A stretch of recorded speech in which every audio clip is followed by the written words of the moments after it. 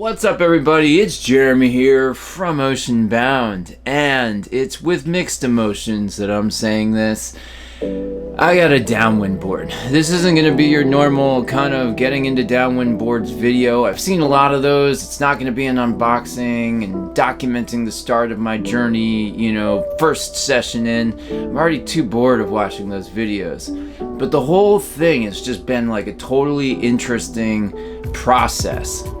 And I feel like many of you guys have seen my videos recently, know that, I went into this summer with the intention of finding a new light wind wing, and a lot of, product testing and, 3 light wind wing videos later, I've veered off course into this new kind of downwind board direction. I'm gonna say for people like me, which is probably similar for a lot of you out there, getting a downwind board is like a complicated process. I don't live in the gorge.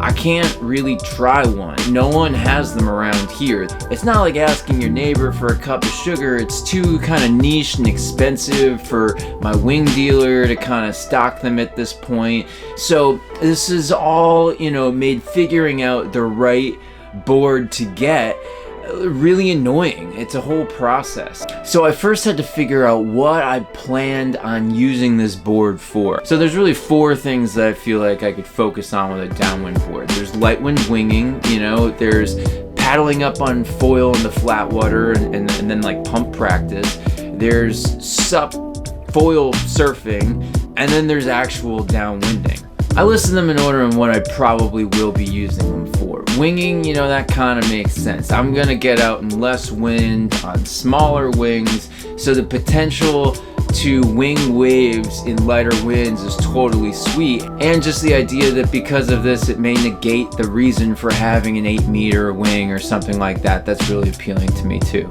As far as paddling, I live near Pleasure Bay, and that's a big flat water spot. I can walk there from my house. And there's just something appealing about, being able to walk down with just a board and a paddle and practice paddling and pumping. It's like a light wind or basically a no wind activity, way much more interesting than like sup touring in the bay. I mean, there's a freaking hydrofoil involved. It's way cooler. For foil sup, I do like to, foil sup on a no wind day when there's waves at Nahant.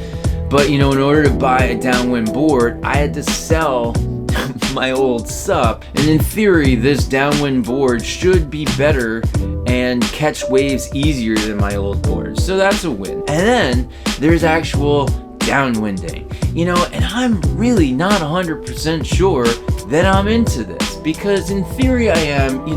It looks cool as hell when you see these people out there going from island to island. They're doing an 80-kilometer stretch down their coasts, intrepid wave riding, traveling above the raw ocean. I mean, it's romantic, it's cool. But am I really gonna sacrifice a big wind and wave day to do a downwind run when I could be at like my favorite local beach and hit 100 sick waves in a row? I highly doubt that. So really we're talking about 1 and 2, and focusing on those alone is problematic. I didn't want to get something too big, but there is length and width, and both having kind of significant impacts on what you're trying to do. I wanted to get something that paddled okay for my weight. I wanted to get a design that was used and successful. And it took me over a month to kind of figure out what I wanted. And it was hard, and I finally landed on the 7.2 20.25-inch wide 170 liter board. I also got the 1675 front foil. It's their pump foil, the APF. And that was another hard decision, especially on, I know that the 1880, the bigger size that they have, would be so much easier at first.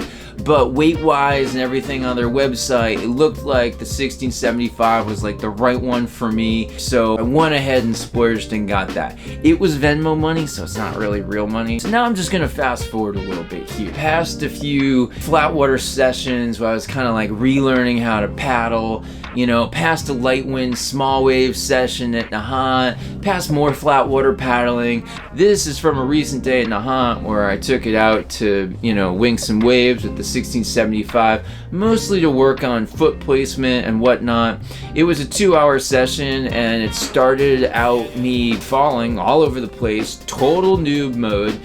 And then I was finally kind of getting the hang of things at the end of it. And now for the rest of this video, I figure, I'd talk about some of the things that I've learned in these first few sessions, really just from being a noob again and being observant with what I know about winging, foiling, all of that stuff. So, one thing.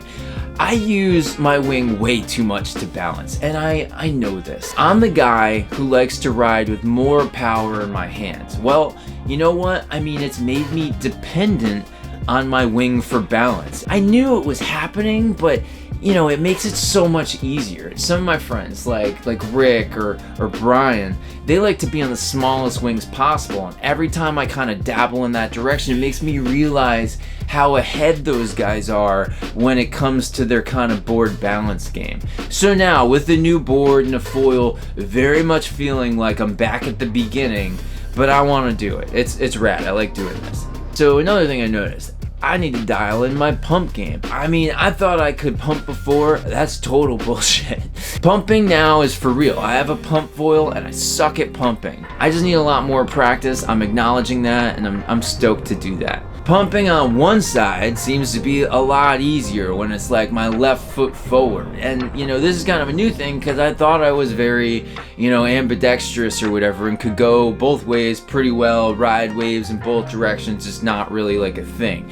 But pumping, it definitely is a thing, and I need to kind of dial that in. One thing I've noticed, keeping my knees bent helps a lot, both in my pumping and my balance. The 205 tail that I use with my MAs, I feel like it's not a good pumper, so I got the 202 pump tail after a couple sessions, and I'm using that now with no shim, and honestly it's feeling like it just got me one step closer with like paddling up to foil, so I'm glad I got that. The foil itself, the 1675, gets you up so quick. The lift is crazy, but immediately that front foot pressure kind of fades as everything levels out. I feel like you need to use a lot of toe pressure, at least like front toe pressure, and even that doesn't always really work. There's just, there's a lot of foil to deal with underneath you. The 1675 is so slow to turn. It's been a while since the feedback I give the foil and the reaction I get back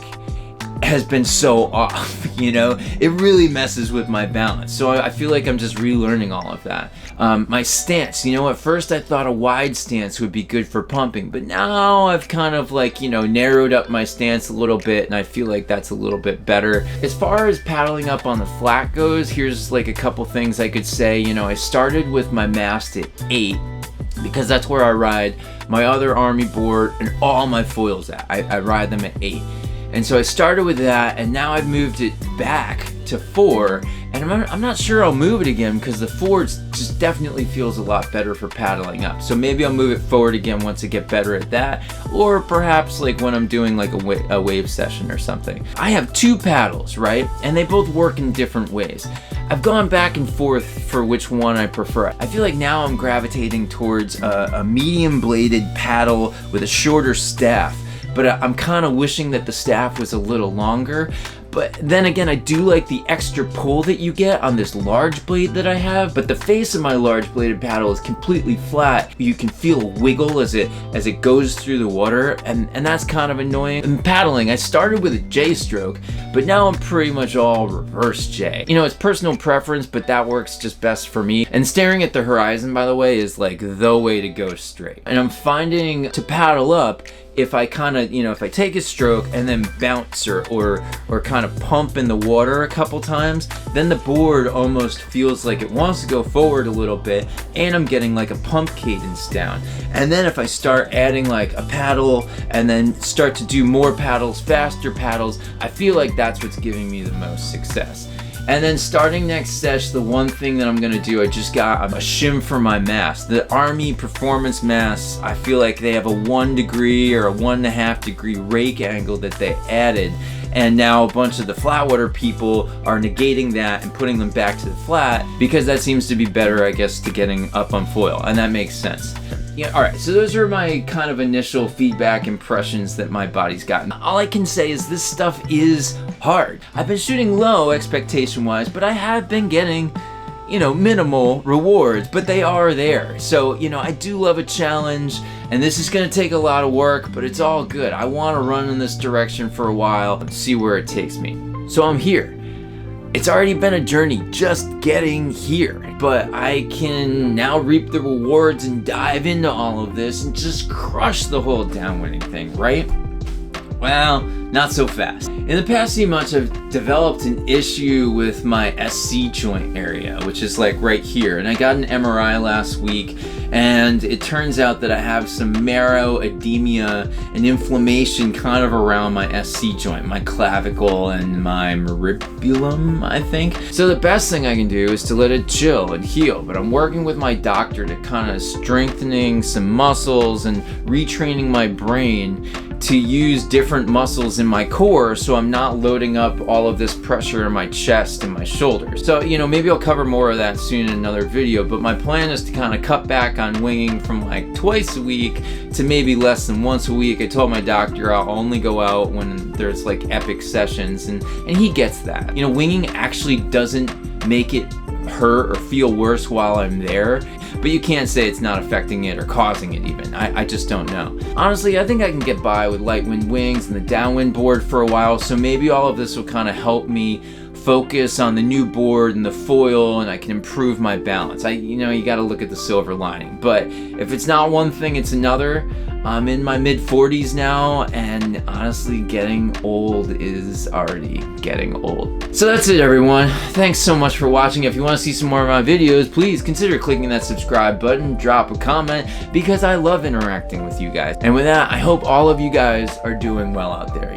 Take care of yourselves, take care of your body, be good to yourselves. See you soon on the flip, and I wish you all an awesome day. Later!